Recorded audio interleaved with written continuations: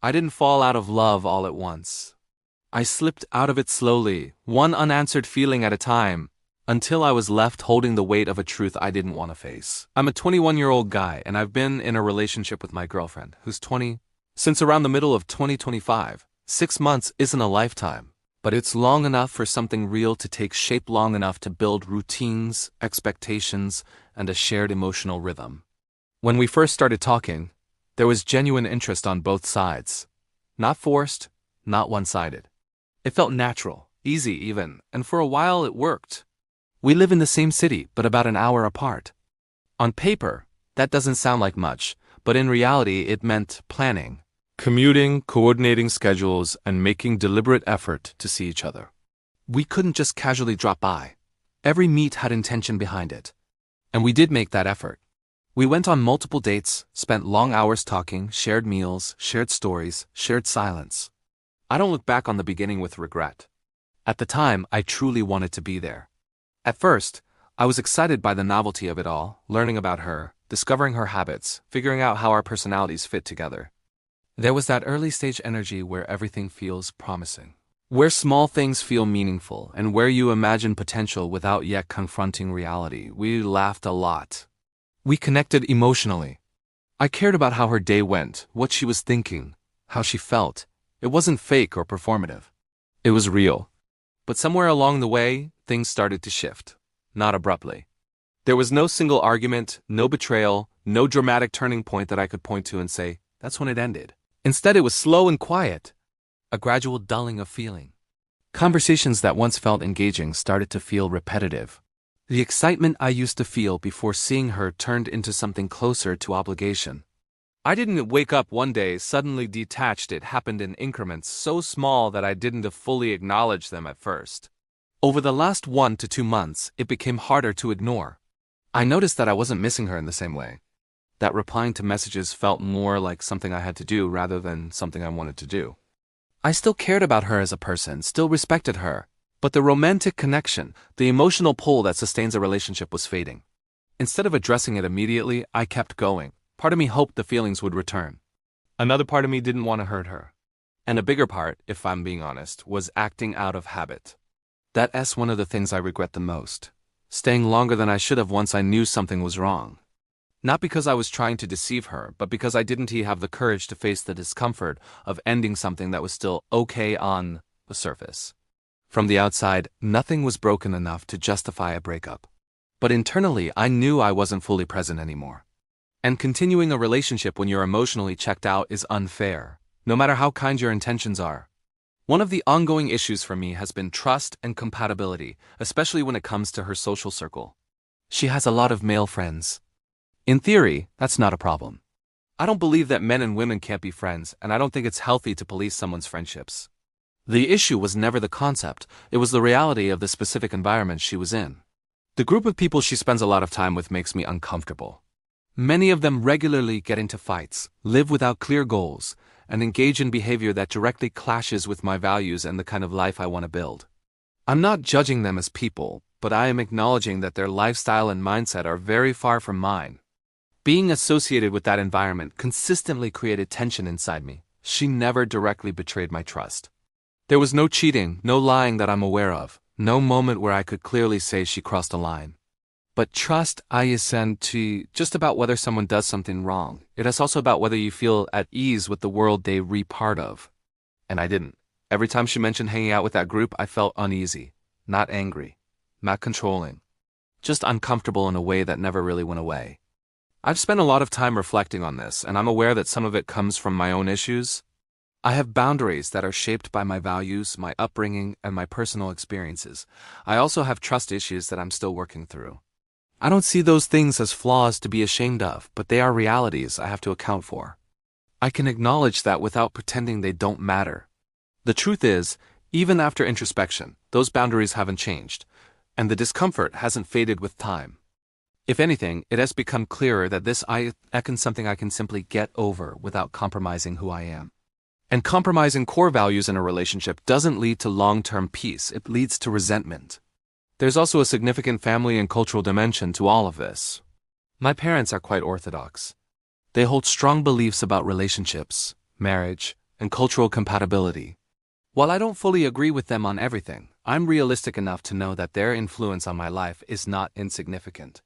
If this relationship were ever to move toward marriage, the cultural differences between us would almost certainly become a major issue.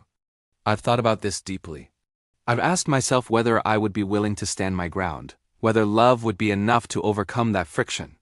And the honest answer is that I don't see that future clearly or confidently. I don't want to promise someone a life that I'm not sure I can defend or sustain. Ignoring this reality now would only push the problem down the road where it would be even more painful for both of us. Recently, I made another mistake, one that forced me to confront the truth I had been avoiding. I started talking to someone else. Nothing physical happened. We're only in the texting stage, but emotionally, that alone is a red flag. I know myself well enough to understand what it signifies. I wouldn't be open to getting to know someone new if I were still emotionally invested in my current relationship. I'm not proud of this.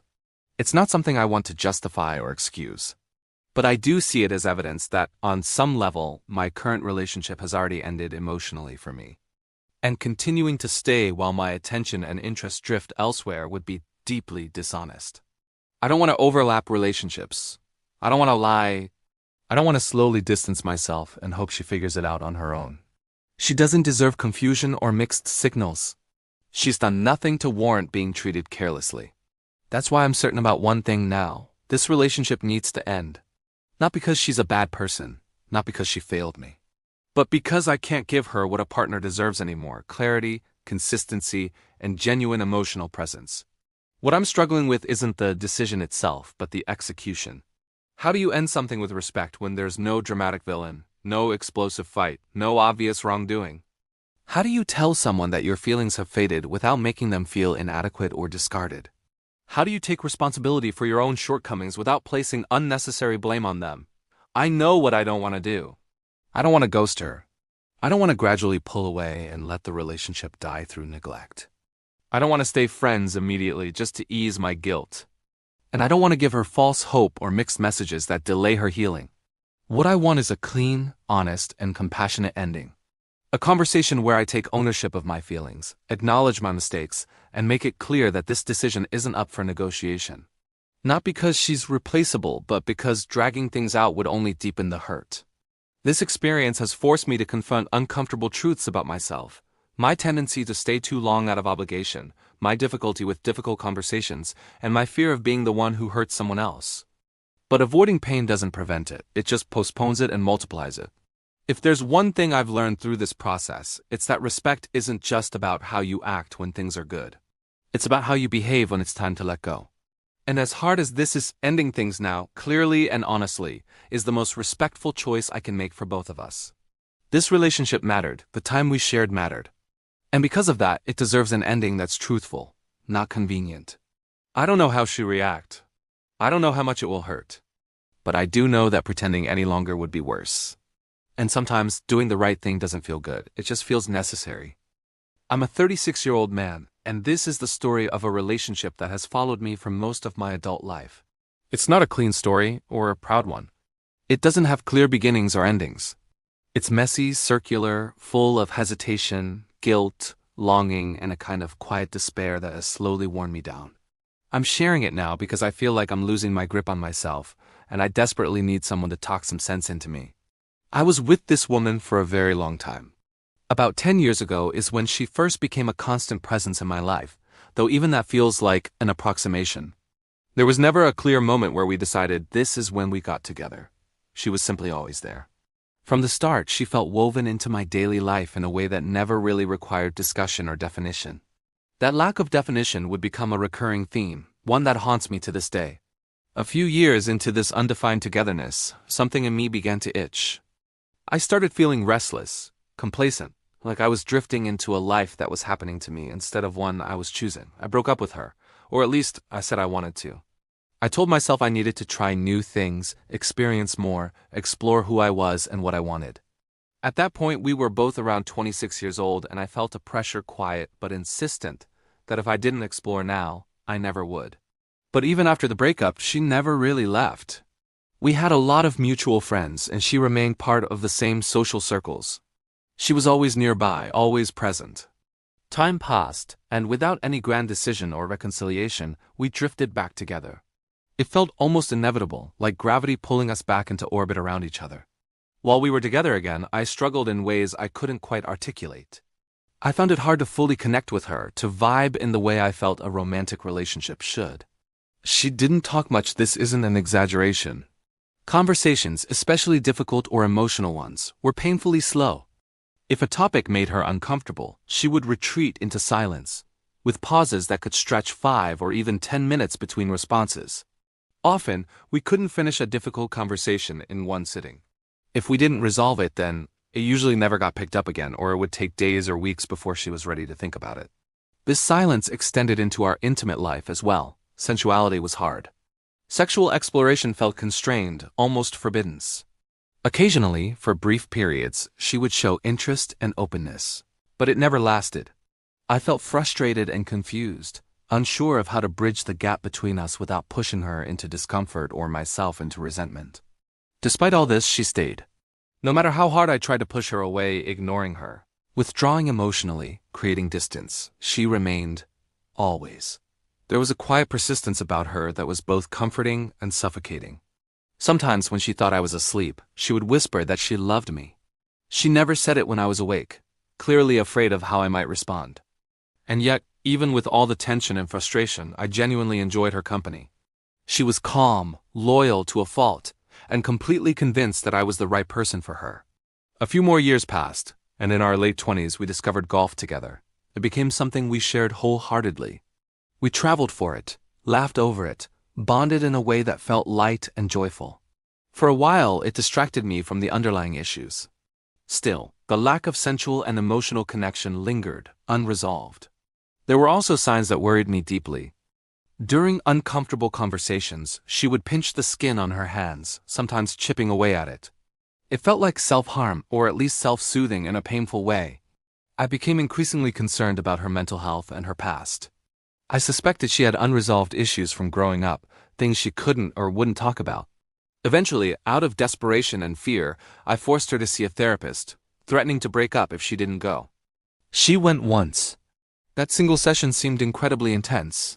She cried a lot afterward, but refused to tell me what happened or what was discussed.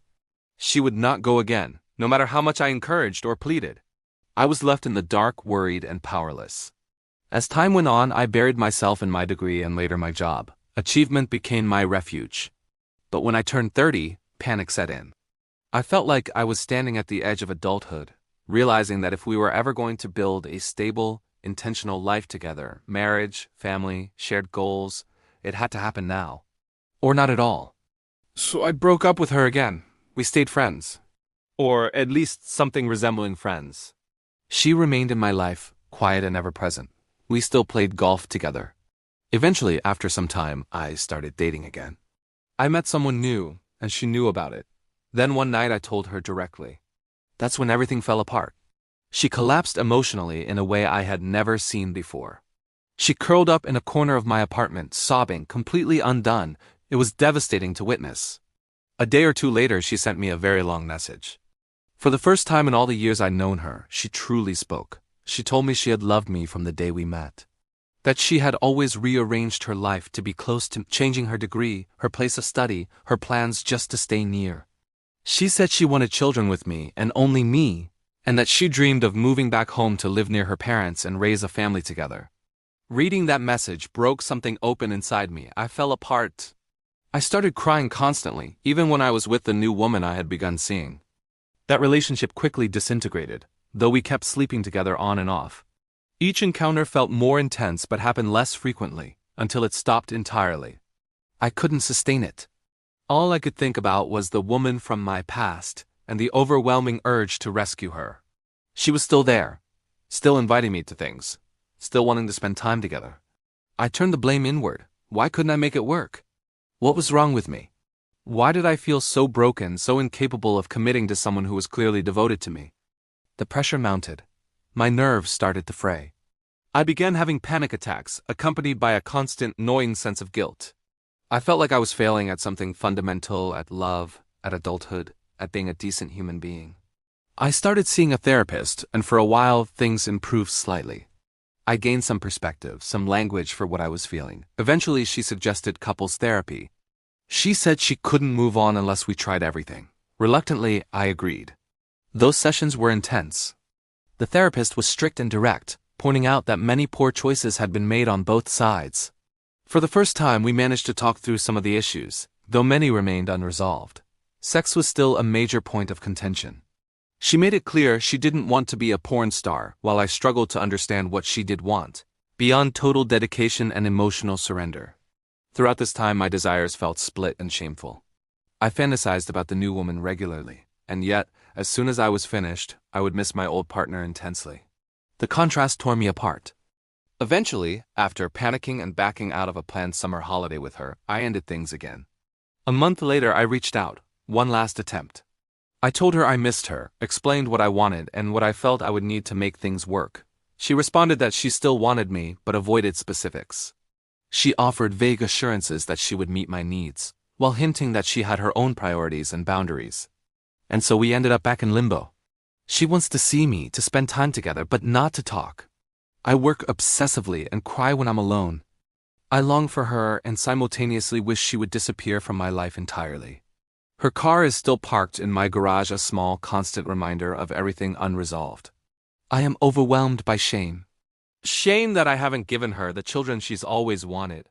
Shame that I didn't recognize her desires sooner, even though she never explicitly voiced them. Shame because she would have been an incredible mother, strong, proud, devoted, a true lioness, and I feel like I stole that future from her. Now she is 34 and I am 36. Our friends are having children and drifting away into family life. Her friends are doing the same. She is suffering quietly, saying nothing, just as she always has. And I'm slowly losing my mind. I haven't been able to truly enjoy life for a long time now. This relationship has shaped me, haunted me, and paralyzed me. I am caught between love and obligation, desire and guilt, longing and fear. I don't know how to move forward without destroying one of us or both. All I know is that I can't keep living like this. Someone please talk some sense into me.